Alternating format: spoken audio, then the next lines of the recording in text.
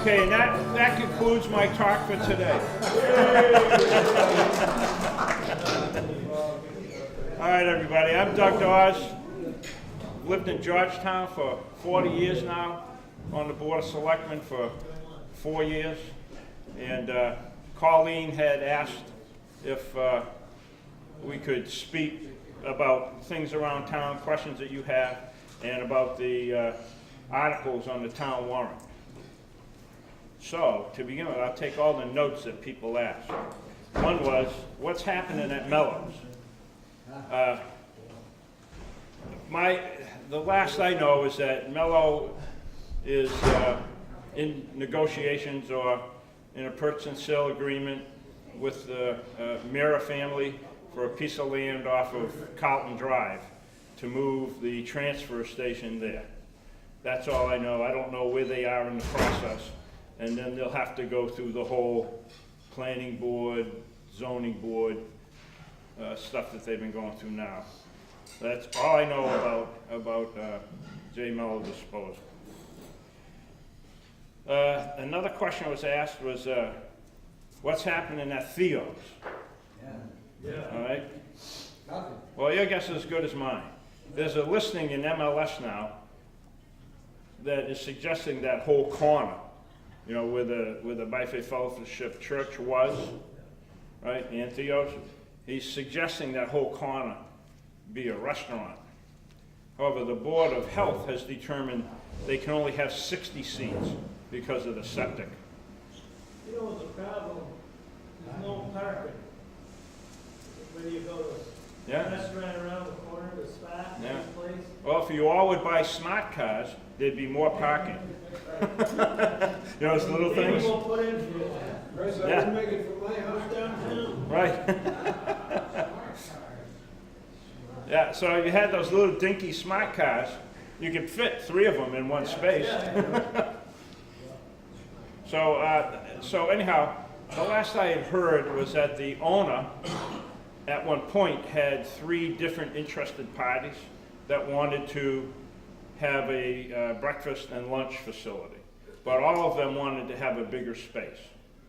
I think there's like around 30 seats in there right now, and as they said, the Board of Health has said that they can have 60 seats max. So we're gonna close the church.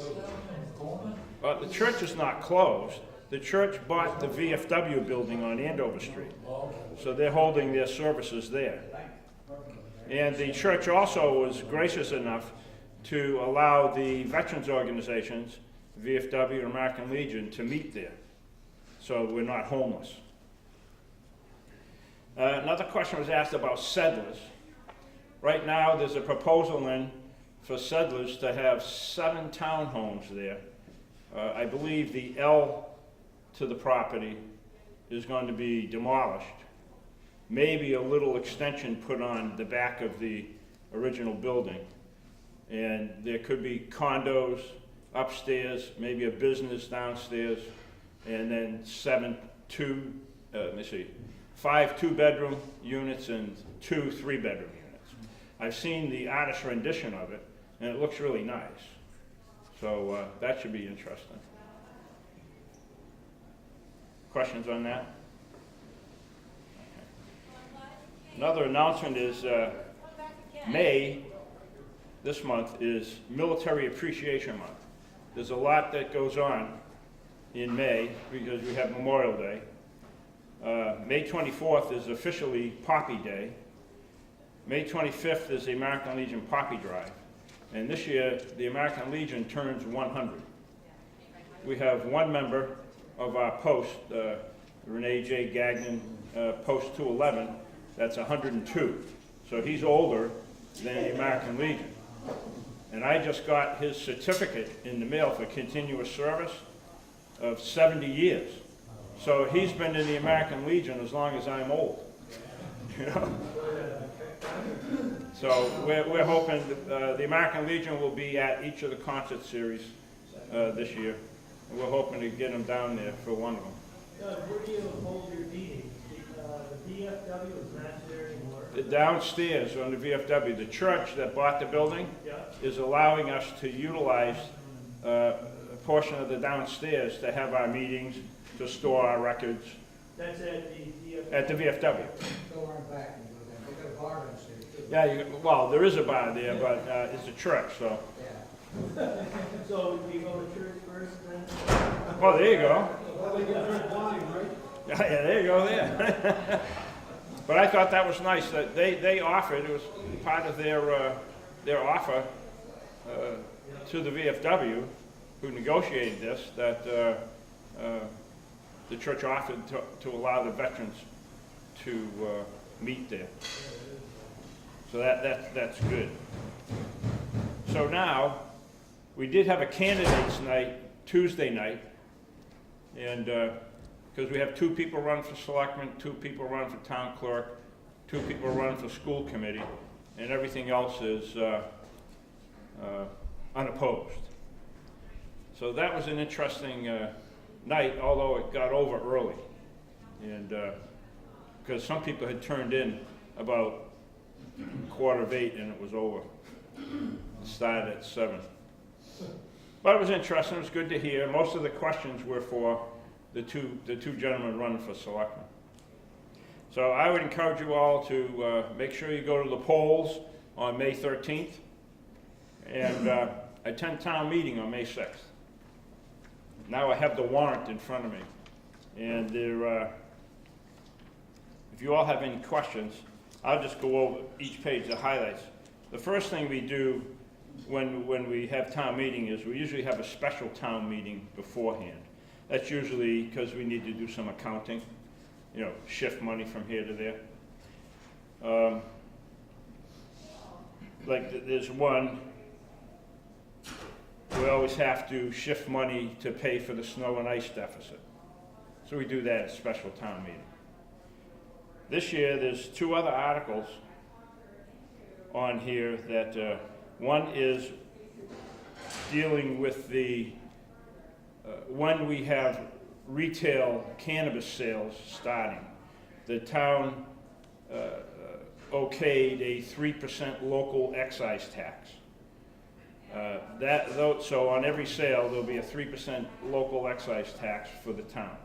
The Department of Revenue will collect those funds, and then quarterly, they distribute it to the town. So. Any idea how much that'll be? We have no idea, because there's been no sales, Yeah. you know? Where are the sales going to be? Are they going to be on the other side of 185, or are they? Yes, in the building that was formerly Healthy Farms, now you'll see a new sign out there that says Mission. Because there's a consolidation taking place in the cannabis industry right now, and the smaller places are beginning to be bought up by bigger places. So this company, Forefront, had been working with Healthy Farms from the very beginning. They were helping them with their application and all this. And Forefront purchased them. And their new branding is called Mission. So you'll see a sign out there that says Mission. But all the sales will take place from there. They currently grow, process, and sell medicinal cannabis. But they also have received a provisional license. They're expanding the unused area of the building to accommodate for more growth and for retail. Recreation, yes. And I don't know when they'll be opening. They're in that process now. Aren't there more cannabis places now? Oh yeah, there's more and more. There's supposed to be 2 or 3 proposed in Raleigh. I know there's a growth center proposed in Ipswich on Route 1 down by Tractor Supply and O'Reilly's in that area. There's another one proposed, a growing facility proposed in Newburyport. There's currently a growth facility in Amesbury, and they have a proposed retail establishment going in. Salisbury, I don't remember if it's strictly medicinal or recreational and medicinal. Haverhill is looking at some. So pretty much the majority of towns around us. Aren't we supposed to vote on it, or warrant come out, for how many pot shops can allow in Georgetown? Well, that's on the annual town meeting, that I haven't got to that yet, but yes. Yeah. Doug, how does it work for revenue coming in? Are they taxed on how much is sold, or how does it? For recreational or medical? Either. Okay. Yeah, we have hosting agreements that the state said that we need to do with every company. So right now, we've received $100,000. Okay? Yeah. It's not like, because we have, if you count Healthy Farms as having, Mission having two, one for medical and one for recreational. And then there's, I think we have 5, 1, 2, 3. Yeah, we'll have 5 hosting agreements. No, 6 hosting agreements. But the other 4, one doesn't have a building built yet. The other is preparing a building. Another needs to build a building. And one we've had a hosting agreement with near 2 years, and they haven't done anything yet. So whether all of them open or not, I have no idea. But what happens is that now DOR, Department of Revenue, has stated that all the funds that we receive need to be in the general fund, which was what I thought all the time. So it'll just be in the general fund, and then we go through that whole budgeting process. This is how much money we have, where are we gonna spend it? You know, I would hope that we'll take the cannabis money until everything is fully operational, up and running. I would hope that we don't use those monies for budgeted items, but for one-time expenses, or until the industry stabilizes. Well, you'll go through this consolidation that we're going through again, then it'll grow again, and it'll shake out, and then finally it'll stabilize. But we don't want to have structural deficits because businesses got bought out or moved or failed. So.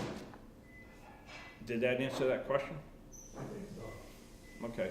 So in this month, probably in June, because they have 30 days, we'll receive $150,000 from Mission. That's the second year of their host agreement. Then the following year is $200,000. I think years 3 through 5 are $200,000, guaranteed. Right, and then anything over $4 million in sales kicks in another percentage. There's a lot of money. Yeah. Well, it could be, yes. I mean, the state just announced they've taken in a little over $100 million in sales, in, recreational sales. I don't know what that, I don't know what that means for their tax revenues. They wanted to have around, by the end of the fiscal year, they wanted to have like $55, $60 million in tax revenue. I don't know if they're gonna meet that. So anyhow, regarding the, what to do with these monies, I can't read this. I have extra glasses. I got some here that, at least the reading portion works. I can't see any of you, but.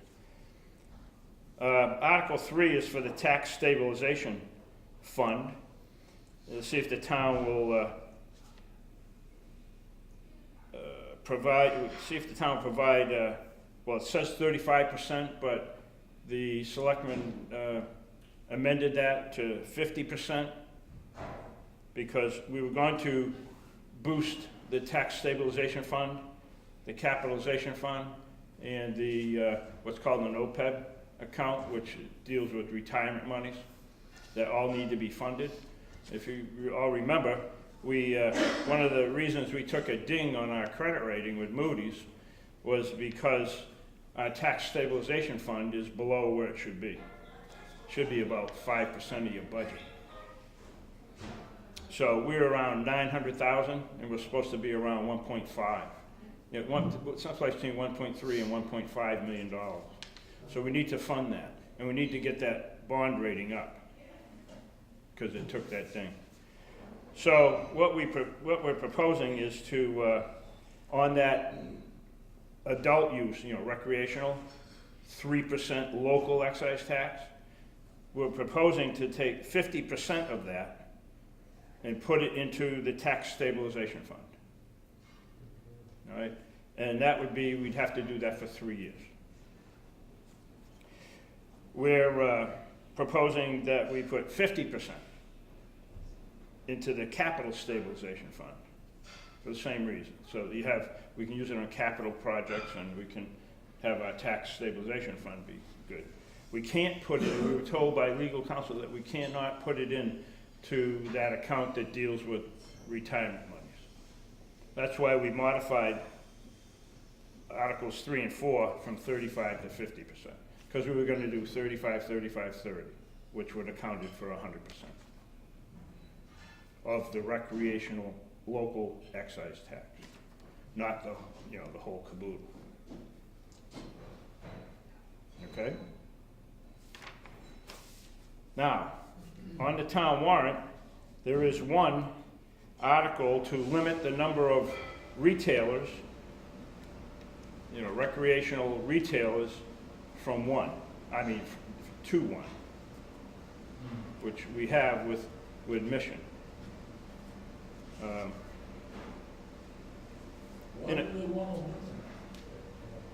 Well, there's many reasons. The cannabis industry is new to a lot of people, and people have concerns about the reputation of the community, or the image of the community, about their property values, a number of, concerns that people would have. So the overlay district is only like from Carlton Drive down. There was no provisions made for any retail shops to be in the downtown area. So we would have one. That kind of creates a monopoly, Yeah.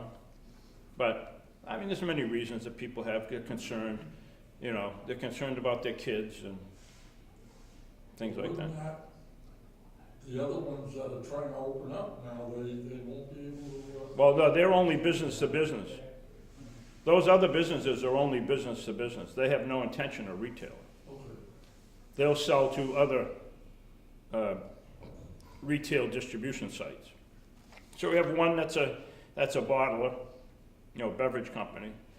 One that will be infusing specialty foods. Okay. Another who's a grower. Then there's one who's a grower that I don't know if they're ever going to open. But, that's the one down on Carlton Drive. So we do have that one on there to vote yes or no to that. I think the biggest thing is people don't want to see 3 or 4. This is a change to what the state statute says. The state statute uses the number of retail store liquor licenses that we have, that it has to be, you use the formula 20%, which would be 0.6, well, you can't have 0.6, so you have to round that to 1. That would be the least we could have.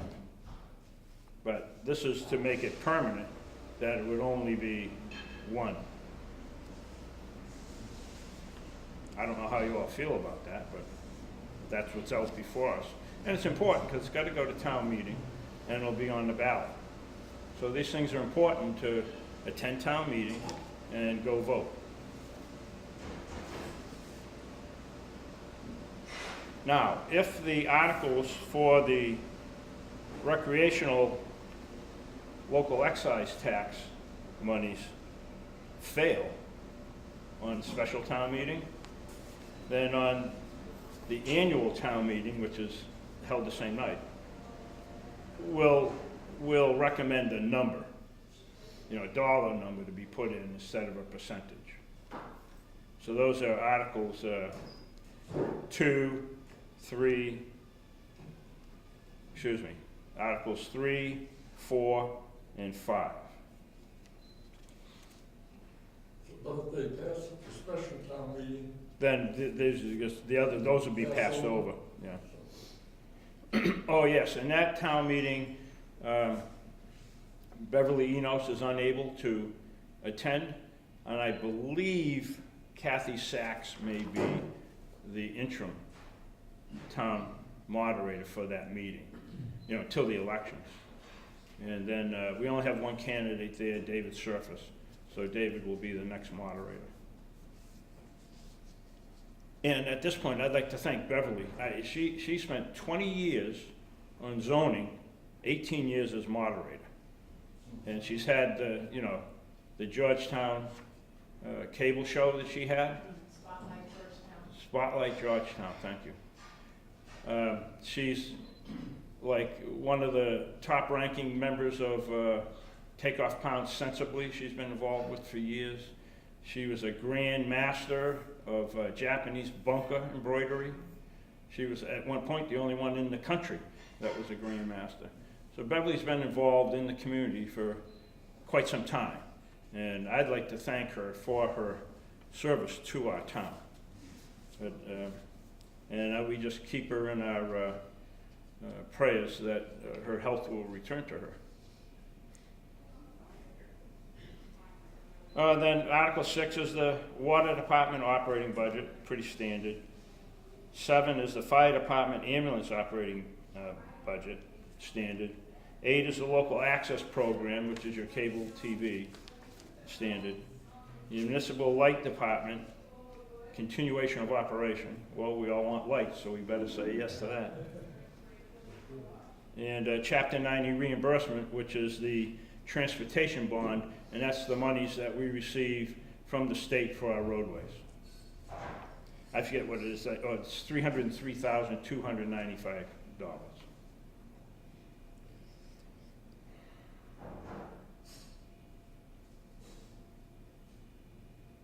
National Ave, a couple of years ago, we had a tax taking of a property on National Ave, and that land has been subdivided and will be, should the town approve it, it will be going up for sale. Which, because we all want commercial and industrial growth to help with our tax base. Before we can have a split tax rate, i.e. the residential tax rate and a commercial industrial tax rate, then at least 15% of the, we have to have at least 15% of the tax revenue be from commercial and industrialization. I don't know, there's some controversy whether or not that 15% can be hit. One of the big items on here is the merger, the proposed merger of the electric and water department. There's people who have, say why, others say why not, I personally, for me, my own opinion, is as long as I have my lights, as long as I have lights, and as long as I get water, then if it's more efficient for the two operations to merge, then, why not? But I understand this, it's a change, it's a significant change. We'll have one general manager, let's say, overseeing both. So there'll be some transition time for that. One of the things they did mention was to be having instead of a quarterly water bill, having it come packaged within your electric light bill. So you'd have a monthly, which is okay.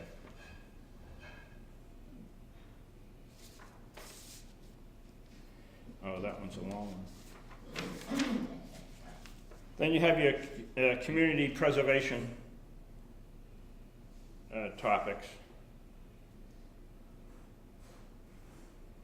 Like the Affordable Housing Trust Grant, which is good, as we've been able to help people through affordable housing to be able to afford to live in Georgetown with certain rentals.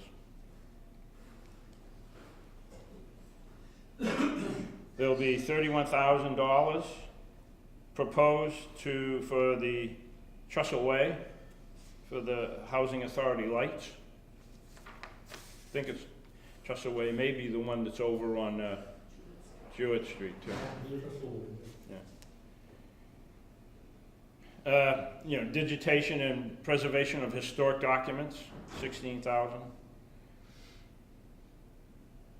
The $16,000 for some interior and exterior restoration for Rockall Bank Museum. $44,000 for historic gravestone preservation at Union Cemetery.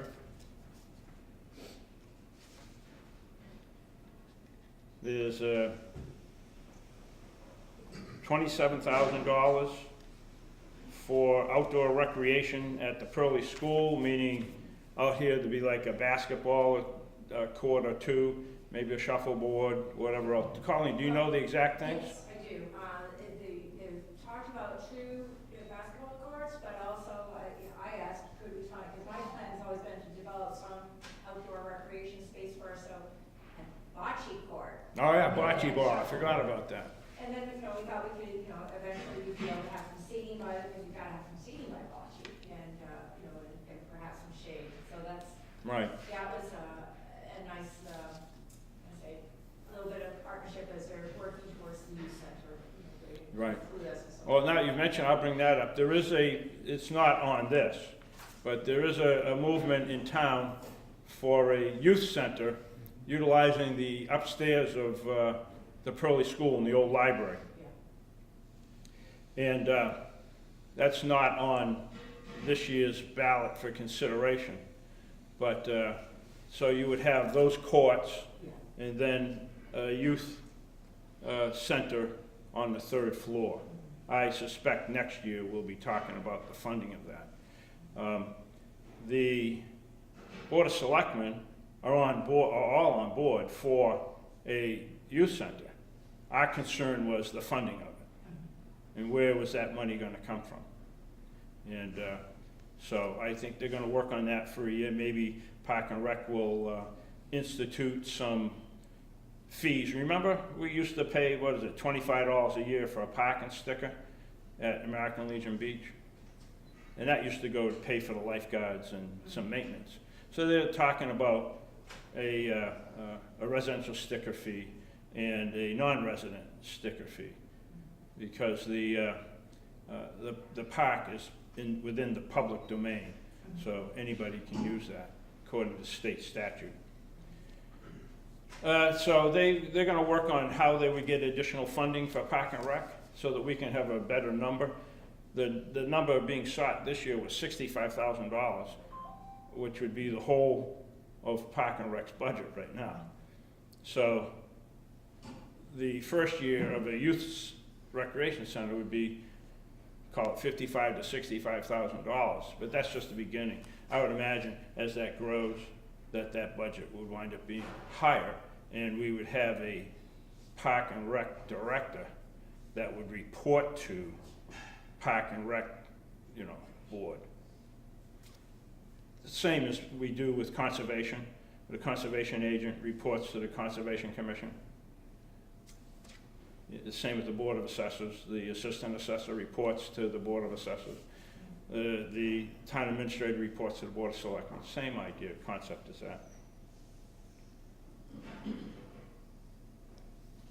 Another $200,000 for the East Main Street facility.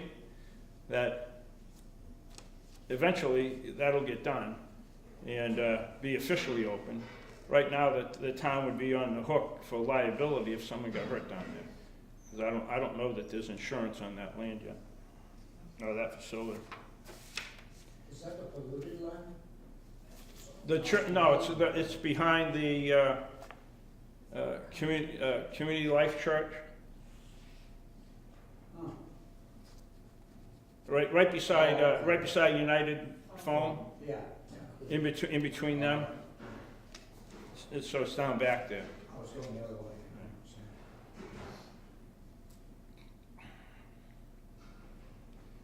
There's 50,000 being requested, suggested for conservation lands, preservation and restoration. Maybe rehabilitate the parking area at the community gardens on Andover Street. Rehabilitate an old access point to conservation areas. So there's that, and then there's 10,000 for Raleigh Landing preservation. There'll be, then there's that's the end of CPC. And then we'll be voting on whether to accept Chaplain Hills Road off of Baldpate as a town road. It has never been accepted after all these years, so, yeah, right.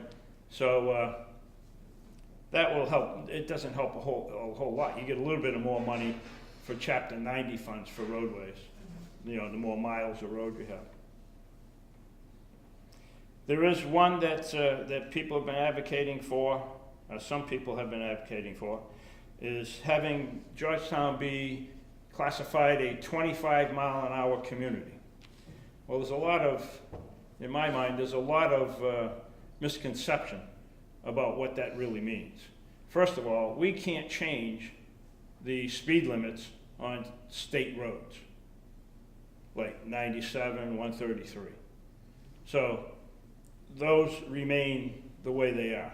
The whole purpose of this is because of the amount of traffic we're now receiving. And the last number I heard, it could be more now, was 140,000 vehicles a week, east and west. On state roads, which you can't change. Right. Well, I mean, you're not going to go more than 25 miles an hour when you get 140,000 cars in front of you, you know? But sometimes that goes all the way back to, I've seen as far back as 95, and then on West Main Street as far back as the, what's that school? Groveland. Oh, back. Oh, yeah. Bagnell. Yeah, the Bagnell, I've seen as far back, that's 2 miles, That's brutal. and that's in the morning. Yeah. So you're not going to do, but it's when you have, you know, in the off hours, and people go flying through there. But we can't change those. So the purpose was, there's a lot of cut-throughs.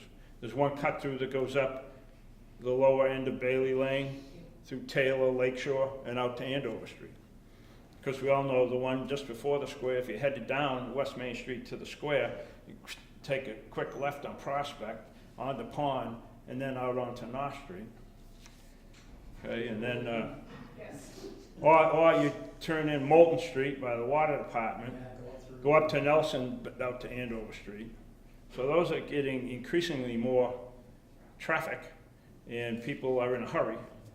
There's more people going up Route 95 to the Byfield exit 55, and cutting through Byfield and down North Street. So there's more traffic on the upper end of North Street now.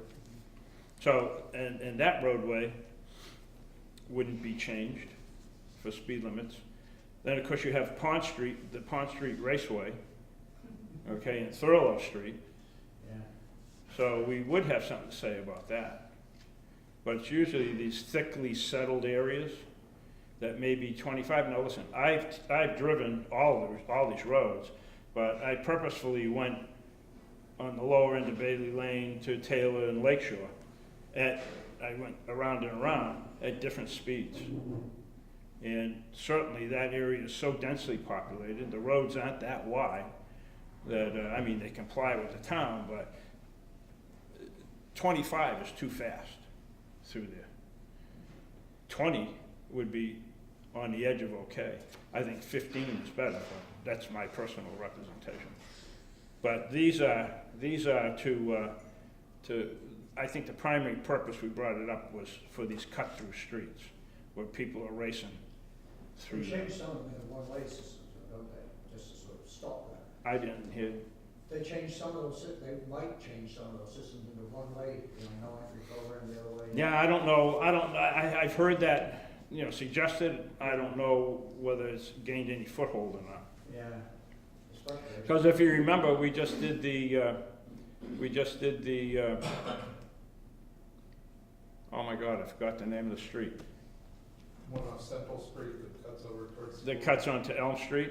That was one way for a number of years, Yes. but now that's two-way. Both ways, yeah. Right. What's the name of that road again? Brook Street? Thank you. Oh, Brook, all right, Yeah, Brook Street.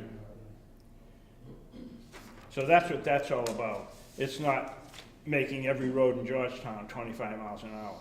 What the sign would say at the entrances to Georgetown would be, Georgetown is a 25-mile-an-hour community, except we're posted differently.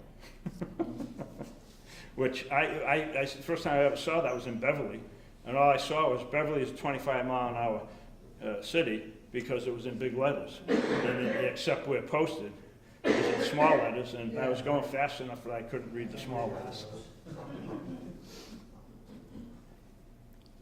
There's an amendment to the zoning bylaws.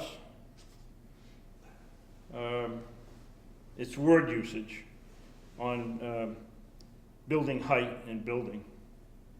So they're striking the limit of height of all buildings shall be 2.5 stories, not to exceed 35 feet. The limitation of height in feet shall not apply to chimneys, ventilators, skylights, bulkheads, and other necessary features usually carried above roofs. So that I just read is being stricken. And a structure forming a shelter for person, animals, property, or activity and having a roof, where appropriate in the context of the word building, shall include the principal accessory uses to which the building is put. It's kind of more generalized. And then they go back into building height again. Which is gonna be? Well, I'll read it to you. The vertical distance from either the average undistributed existing natural grade at the foundation of the building to the top of the roof ridge, or 2, the average finished grade at the foundation of the buildings to the top of the roof ridge, whichever is less, the average undisturbed existing natural grade or unfinished grade shall be established by averaging the grade 6 feet from the 4 main building corners and their midpoints. The limitation of building height in feet as used in section 165.3, attachment 3, intensity of use schedule, shall not apply to chimneys, ventilators, skylights, bulkheads, and other necessary features usually carried above roofs and specific to the building. Well, that's clear. Basically, they don't have a. Well, there's just language change. I think it gives the planning board a little more discretion.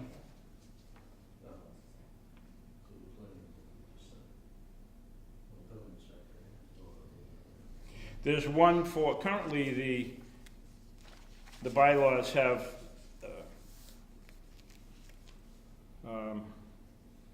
regarding cannabis boundary lines and buffer zones. Currently, you take the boundary of the land and the boundary of the next piece of land, and it's supposed to be a 300-foot buffer zone.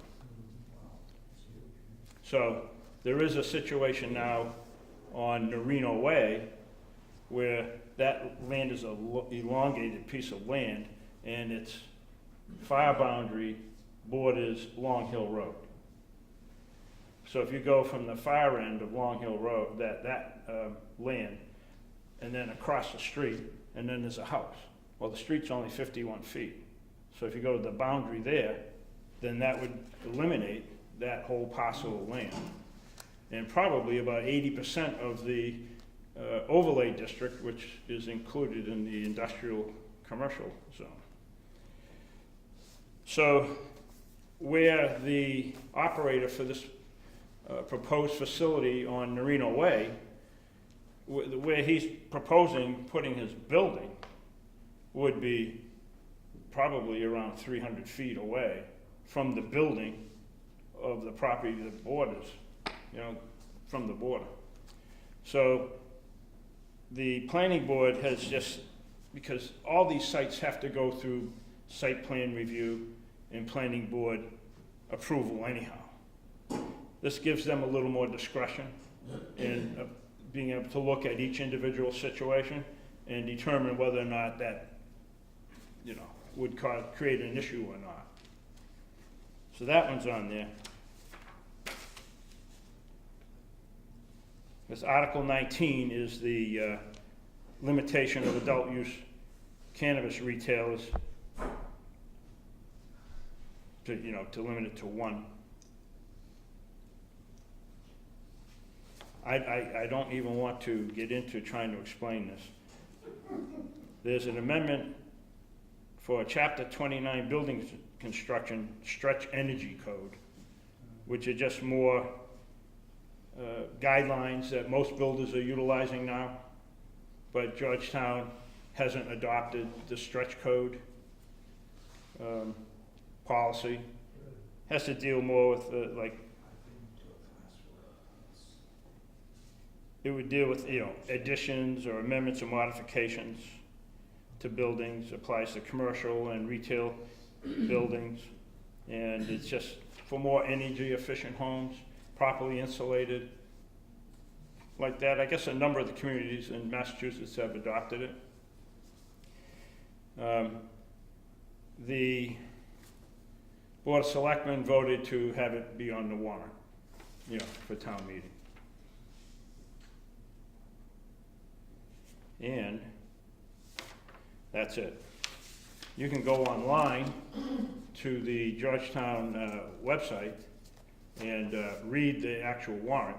Go over to Town Hall. I believe it may be out. Well, even better, I have a copy. You have a copy? If anybody wants a copy, I can make a copy of my copy. Yeah, so that you can read all the words.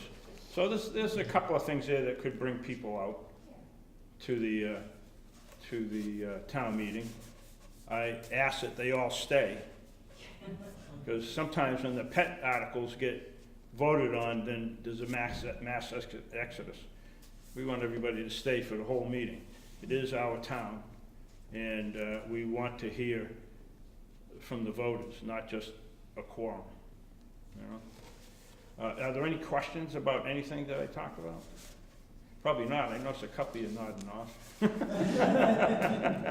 I knew it was going to be a rip snorter. Nothing related to what you're talking about. I'm not familiar with Georgetown really. Are there any restrictions on large vehicles, huge dump trucks, 40-foot tractor trailers, anything like that going through town? For instance, There is a marked truck route for vehicles like that. It starts I don't on. think some of the roads can take it. Well, even the highways can't take it. 133 gets pounded to pieces by the trucks coming Yeah. in. North Street, I noticed huge trucks, go up and down North Street. Those roads can't take it, like 95 Mhm. and they're designed different, more base concrete. But even the drains on Andover Street, when the trucks go over, and particularly, nothing against Mellow, but the Mellow trucks that are empty after those things, I'd hate to be a house right by a drain, because you're gonna. I've worked up there on the hill, halfway up the hill, and the trucks that come down that hill, ground raising the thing, bang, it's like, the homeowners don't complain, I would if I lived there, it's horrible. Well, that was my question. Yeah. Okay, well, there is one marked truck route. Have them go down National Ave and through that way. But, trucks come from every which direction. That's why the roads get, I think, through town, like on North Street where I live, beat up bad. When you get huge trucks filled with all that weight, the roads are not designed for it. Well, our highway surveyor is, doing his best to keep up with it. We wind up with limited funds from the state. We've all the communities have asked their representation to change the formula for Chapter 90, which are roadways, and for Chapter 70, which is schools. Those formulas are old and probably need to be redone. I think so. Well, I said, no, I'm not serious, but my idea was to put a toll booth at every entrance into Georgetown and have it be like a nickel every time you go through. As long as the locals don't have to pay, it's all right. Yeah, so, Yeah, right. Cost me a fortune. so are there any questions from the peanut gallery over there? No? Okay, well, I'd like to thank, first of all, Colleen and the Council of Aging and Friends of the Council of Aging for hosting these men's breakfasts, once a month. Well, thank you for your willingness to come and talk about your I said I invite him to breakfast and then ask him to speak. No, but it's Crosby's actually is our sponsor for men's breakfast, so I Is it? really appreciate their support each year. They've been Yeah. wonderful to us, and I have wonderful volunteers that help in the kitchen. In the morning like this, where it got a little chaotic. But next month, there's June 6th, our next breakfast on June 6th will be with Reverend Boylan will be here to talk about There you local go. history. Yeah, he's wonderful. Yeah, it's just this amazing font of information and wisdom. So it's always nice to have him with us. But thank you very much for coming. Oh, thank you, I'm glad to, and I thank Charlie for being willing to Yes, come and here and tape us film every- film yeah, this so the exactly. rest of the community Exactly. can listen to my boring presentation. Gary would have been here, but he went to Florida instead. Thank you.